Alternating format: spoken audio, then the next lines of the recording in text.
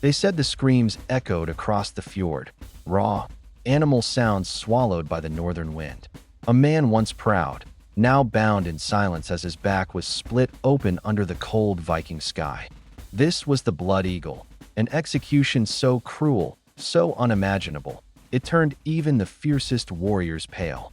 Tonight, we walk into that ancient ritual of vengeance and horror. But before we continue, make sure to subscribe and join our growing tribe of history's wanderers, because the past hides the darkest lessons of humanity. The Vikings were not strangers to death. Their sagas bled with stories of war, betrayal, and divine justice. Yet the Blood Eagle was different. It wasn't a mere execution, it was a message carved into flesh. To defy a Viking king, to betray an oath, meant becoming an offering, your lungs torn from your back in tribute to Odin himself.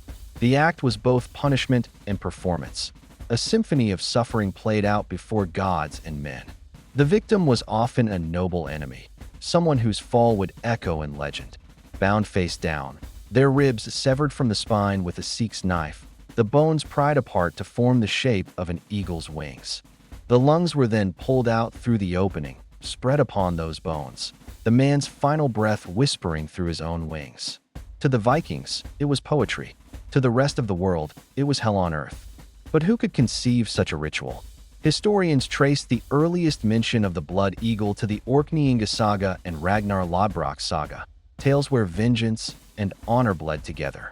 According to legend, Ivar the Boneless, son of Ragnar, performed the Blood Eagle on King Aella of Northumbria, the man who threw Ragnar into a pit of snakes. Whether myth or truth, the message was clear: insult a Viking father, and his son would carve justice into your spine. Medieval chroniclers described the ritual with equal parts horror and fascination. The act was said to please Odin, the All-Father who hung himself from Yggdrasil to gain wisdom. Pain, they believed, could bridge mortal and divine realms.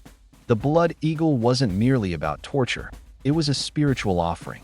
A man's suffering became the ladder his enemies climbed toward their gods. To understand it, we must enter the Viking mind, a world where death was not feared, but embraced. The Norse saw life as a fleeting saga between two eternities. Dying bravely, even horribly, meant entering Valhalla, the Hall of Heroes. So when the Blood Eagle's blade began its work, some victims reportedly faced it without a cry, not from courage alone, but from the desperate belief that silence could buy eternal glory. Yet even among the Vikings, whispers arose. Was this act too cruel? The sagas rarely described it in detail, as if the skalds themselves recoiled from what they sang. Some scholars argue the Blood Eagle was symbolic, a poetic metaphor for back wounds inflicted in battle. Others insist it was real, recorded not in ink, but in the horror etched on bones found in northern graves. Imagine the setting: a cold dawn over the North Sea, the air thick with salt and fear. Warriors form a circle. Torches flicker on the faces of men hardened by war. A single prisoner kneels at the center, stripped of armor, stripped of pride. The executioner steps forward, blade glinting like winter sun on ice. The crowd begins to chant, invoking Odin's name. The world narrows to the sound of steel biting flesh. Some accounts suggest the victim's lungs still fluttered when placed upon the ribs, a cruel imitation of wings. They say the final breath escaped like wind through feathers, a ghastly illusion of flight. It was said that if the man screamed, he dishonored himself and his family forever. But if he endured in silence, his name would live on, a strange immortality born from agony. King Aella's story remains the most infamous. After Ragnar's death by snakes, Ivar the Boneless captured Aella and, legend claims, performed the Blood Eagle as revenge. Ivar, the crippled son who walked on crutches, became the bringer of divine wrath. In that moment, mercy died, and the Viking world rejoiced. But historians still debate, did this truly happen, or was it the saga's way of glorifying vengeance? To the Anglo-Saxons, it was barbarism, proof that the Northmen were demons in human form. Monks wrote in shaking hands about pagan atrocities and the eagle of blood. But to Norse poets, it was sacred artistry. Pain had purpose, death had design. Every slice, every gasp, was a prayer carved into living flesh. Still, not every Viking approved. As Christianity began to seep into the north, the old gods waned. Compassion, once seen as weakness, slowly became virtue. The blood eagle faded from ritual memory, replaced by quiet burials and church bells. But in the shadows of mead halls, old warriors still whispered of the day when Odin's wings had spread over human bones. Modern historians struggle with the truth. Archaeologists found skeletons in Orkney and Jorvik with ribs spread unnaturally wide, too damaged for mere battle wounds. Was this proof of ritual execution, or the violent creativity of storytellers? Perhaps the blood eagle existed somewhere between both, part fact, part myth, stitched together by centuries of fascination with pain. There's something disturbingly human in it, the way power seeks spectacle. The Vikings knew that fear was a weapon sharper than any axe. To perform a blood eagle was to write terror into memory. No foreign king or rival chieftain could ever forget the price of defiance. It was, in essence, psychological warfare painted in blood. And yet, beneath its savagery lay artistry. Viking rituals always balanced brutality with meaning. The runes carved on stones, the songs sung over graves. Even violence was sacred.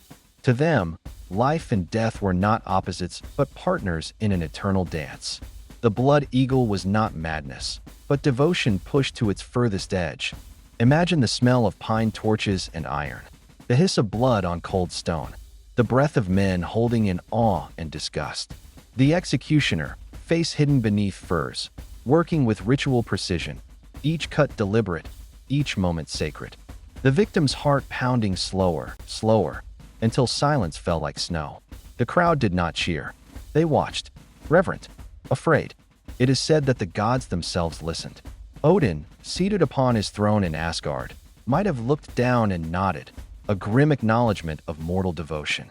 For a fleeting instant, the bridge between gods and men was made of suffering. And when the wind rose again, the smoke carried that offering to the heavens.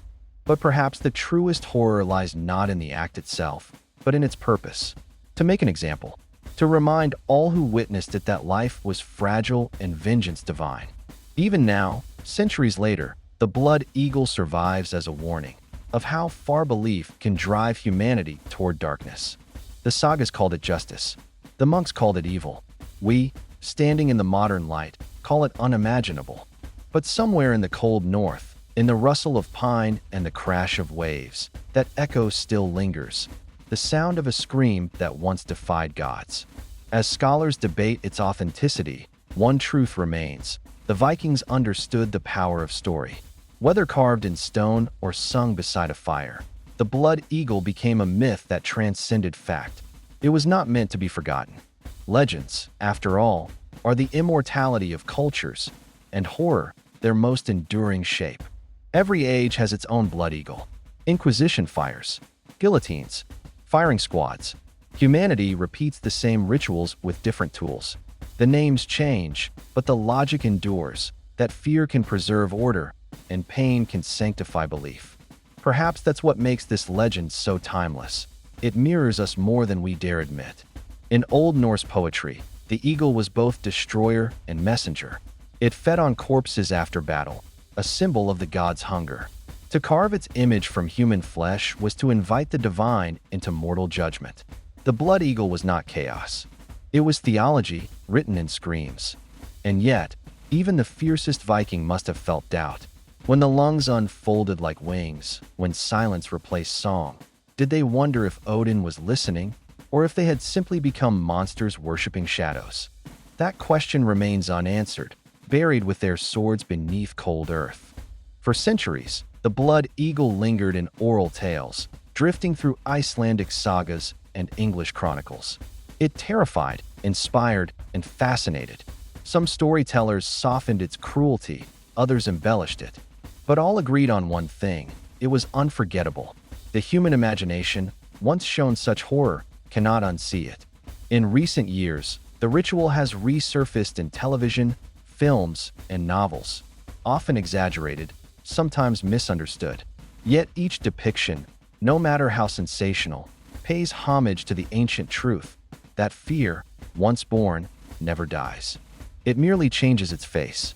Perhaps the blood eagle was never meant to be literal. Perhaps it was a metaphor, a poetic vision of total defeat, of a man's pride torn from his back. In this sense, the myth itself becomes an execution, stripping away illusions of mercy and morality, leaving only the raw essence of survival and belief. When we think of the Vikings, we imagine warriors in horned helmets and dragon ships.